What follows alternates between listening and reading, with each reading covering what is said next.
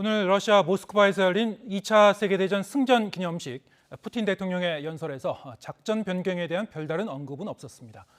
관련 소식 임상훈 인문결 연구소장과 함께 알아보겠습니다. 자, 어서 오십시오. 안녕하십니까? 네.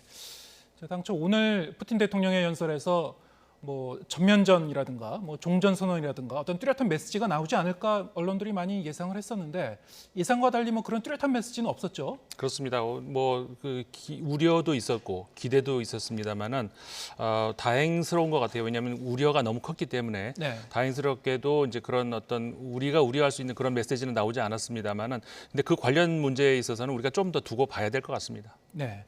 자, 오늘 연설 내용을 보면은 우크라이나 군사 작전이 이 서방의 침략에 대한 선제 대응이었다 이런 얘기를 했는데 자, 이게 정당방위였다 이런 의미입니까? 어떤 의미입니까? 전쟁의 책임을 떠넘기기죠. 예. 한마디로 하자면. 왜냐하면은 사실 러시아가 먼저 선제 공격을 한 건 사실 아니겠습니까? 그렇죠. 근데 전쟁에서 선제 공격이라고 하는 것은 사실 어떤 그 명분으로도 이 전쟁 범죄의 책임을 벗어나기가 어렵습니다.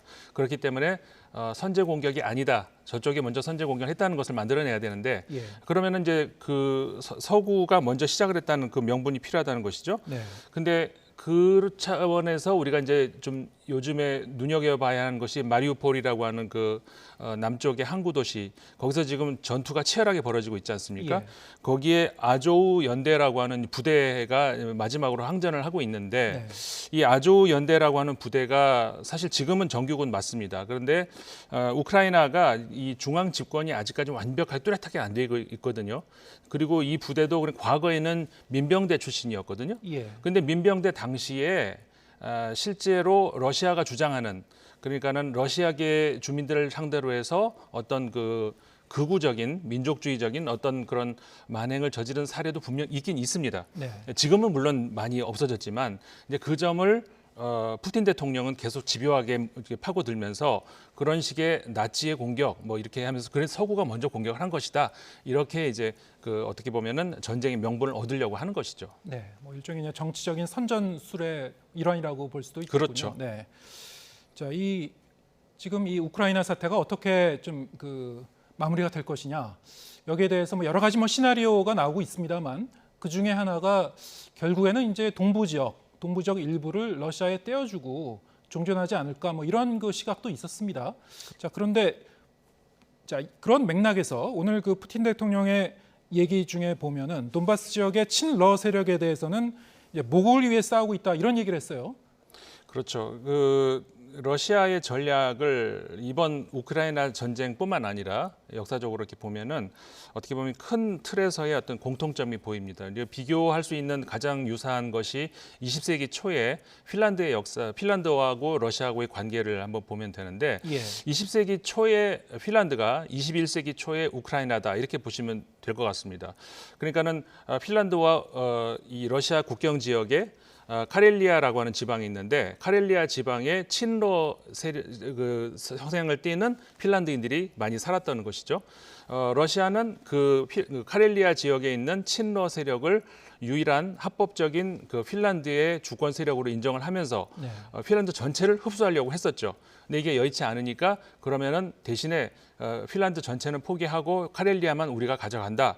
대신에 핀란드는 중립화시켜라.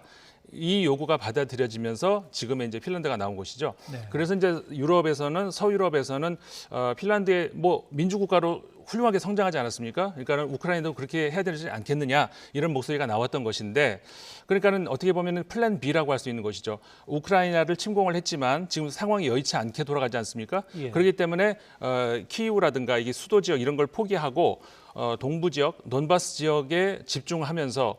결국은 마지막에 이제 휴전 협상을 할 때 그 지역은 그럼 우리 친러 시민들이 살고 있으니까 우리 지역으로 달라. 대신에 우크라이나는 포기를 한다. 대신에 중립화시켜라. 핀란드의 전략하고 똑같이 이제 볼 수가 있는 것이고 그 수순으로 이제 그럼 국민 투표를 해가지고 결정을 할 수 있지 않겠느냐. 그게 바로 이제 크림반도에서의 일이 바로 똑같은 그런 그 전례였었죠. 네. 그러니까 동부 일부 지역을 러시아 쪽으로 이제 떼어주고 우크라이나는 이제 핀란드처럼 이제 중립국으로 가는 그것이 러시아가 바라는 거죠. 그것이 이제 러시아가 가장 바라는 것이다. 그렇죠. 네. 근데 우크라이나 입장에서는 그거는 거의 이제 마지막 선이고 네. 그거는 이제 그 항복이나 다름없는 거니까는 아직까지는 젤렌스키 대통령이 그걸 못하겠다라고 버티고 있는 것이죠. 예, 알겠습니다. 자, 이 우크라이나 전쟁이 뭐 2달 넘게 계속 이제 진행이 되면서 러시아군도 뭐 계속 고전을 하지 않았습니까? 그렇죠. 이런 가운데 러시아 쪽에서는 이 핵무기를 쓸 수도 있다 이런 그 위협을 이제 종종 했었어요. 자, 오늘 이제 열병식을 보면은 핵탄두 장착이 가능한 미사일을 이제 대거 공개를 했습니다. 자, 이것도 뭐 같은 연장선상에서 볼 수 있는 경고 메시지라고 볼 수 있을까요? 그렇죠. 이제 그 군사 전략이라든가 외교 전략 같은 걸 보면은 상대방으로 하여금 합리적인 생각을 하게 만드는 그런 전략도 있지만 예, 소위 말해서 미치광이 전략이든 매드맨 세오리라고 이제 하지 않습니까? 예, 그 겁을 주는 거죠. 그럼으로 인해 가지고 이제 합리적인 판단을 하기 어렵게 만드는 그 뭐 전통적인 방법이고 우리 북한도 많이 썼던 방법이고 그렇죠. 예. 뭐 그런 차원에서 이제 러시아는 오늘 같은 전승 기념일 같은 경우에 충분히 그런 그 퍼레이드를 벌임으로 해서 그런 과시를 할 수 있는 것이고 이것도 이제 충분히 예상할 수 있었던 그런 대목이었죠. 예. 자, 이 러시아의 뭐 공세는 뭐 계속 좀 이어지고 있습니다만 사실 이제 가장 이제 걱정되기도 하고 가장 이제 이해 안 가는 부분 중에 하나인데요. 민간인 피해가 좀 계속 이어지고 있고 민간인들이 이제 대피해 있는 장소나 살고 있는 장소를 표적으로 해서 이제 공격하는 그런 양상도 이제 계속 좀 이어지고 있어요. 그렇죠. 자, 어제 뉴스를 보면은 동부죠. 동부 지역의 루안스크 지역의 이제 학교인데 여기 이제 민간인들이 그 지하에 대피하고 있었던 장소라고 하는데 여기 폭격을 했죠. 네, 맞습니다. 이게 저 학교거든요. 예. 참 이해할 수가 없는 건데 이게 진짜 실수인 건지 실수치고는 너무 큰 실수니까 네. 전략적으로 별로 러시아가 얻을 것이 없는데 그렇죠. 빌로호리브카라고 하는 지역의 마을 작은 마을에 주민이 90명 정도 있는 마을인데 그중에 60명이 폭격으로 사망했다는 거거든요. 단 한 번의 폭격으로 인해 가지고 이게 과연 러시아한테 무슨 도움이 될 것이냐 그런 문제를 우리가 제기할 수 있는데 사실 이게 처음은 아니거든요.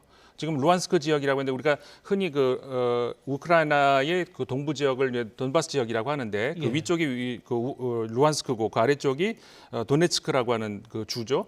도네츠크에서도 얼마 전에 그 민간인이 폭격으로 인해 가지고 59명이 한꺼번에 사망한 일이 있었거든요. 예. 이게 두 번째이고 어떻게 보면 제일 큰 피해, 한 방의 피해로는 가장 큰 피해라고 할 수가 있는 것이죠.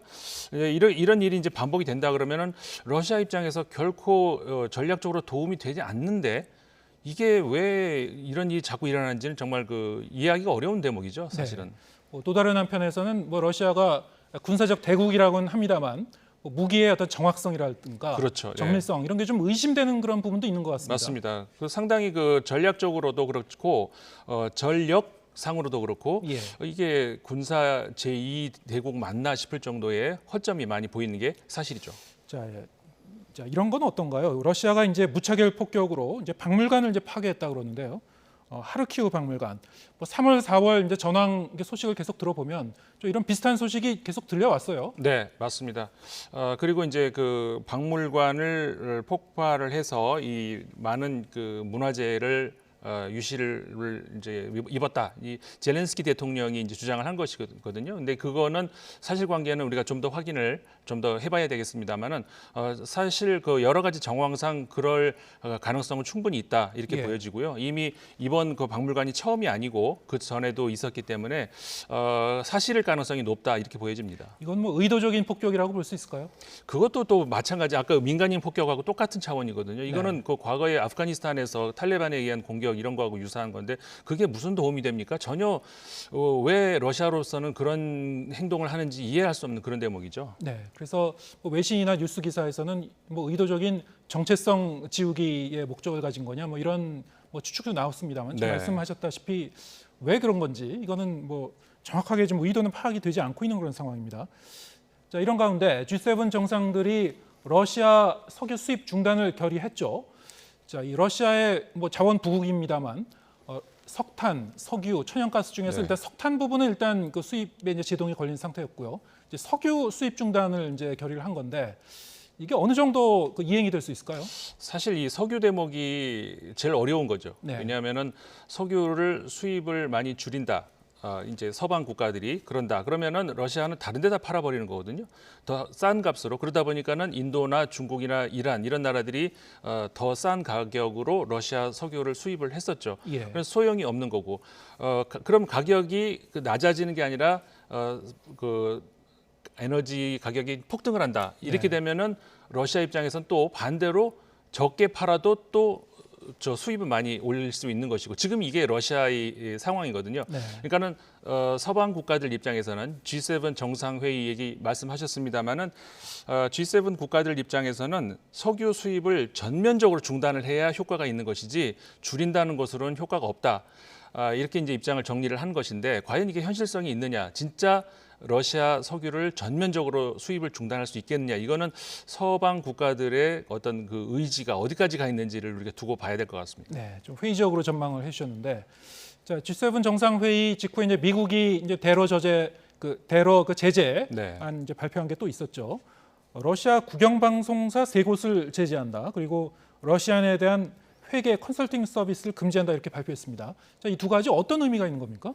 말씀하신 러시아의 국영 방송사, 그러니까 국영이든 어쨌든 간에 그 방송사의 수입이 러시아의 정부로 이제 그 수입이 직결된다라고 생각이 되는 그 세 개의 방송사에 대한 어떤 제재를 가한 건데 구체적으로 얘기하자면은 미국의 어떤 회사도 그 방송사에는 광고를 할 수가 없게 되죠. 네. 어떤 방송 장비도 거기다가는 팔 수가 없는 것이고 그렇게 하면서 다시 한번 한 단계 더 높여서 압박을 가하는 것이고 회계 컨설팅 서비스 같은 경우도 마찬가지죠. 그런 것들이 결국은 러시아의 그 정부 그다음에 푸틴 대통령, 푸틴 측근들에게 직접적인 어떤 그 뭐라 그럴까 그 수익이 창출되는데 도움을 준다 이렇게 판단이 되기 때문에 그런 것들도 차단을 하겠다는 그런 의도로 그러니까는 제재의 수위를 한 단계 더 높이는 그런 단계라고 할 수가 있죠. 이 러시아의 뭐 푸틴을 비롯해서 러시아의 권력 엘리트들이 본인들의 재산을 해외에 좀 많이 빼돌리고 그렇게 이제 하고 있다라는 그 소식들이 많이 있었는데, 네.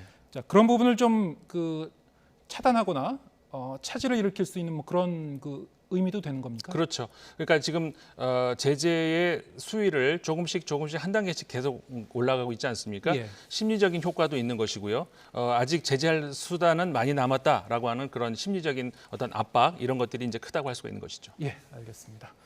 자, 오늘 임상훈 인문결 연구소장과 함께했습니다. 고맙습니다. 고맙습니다.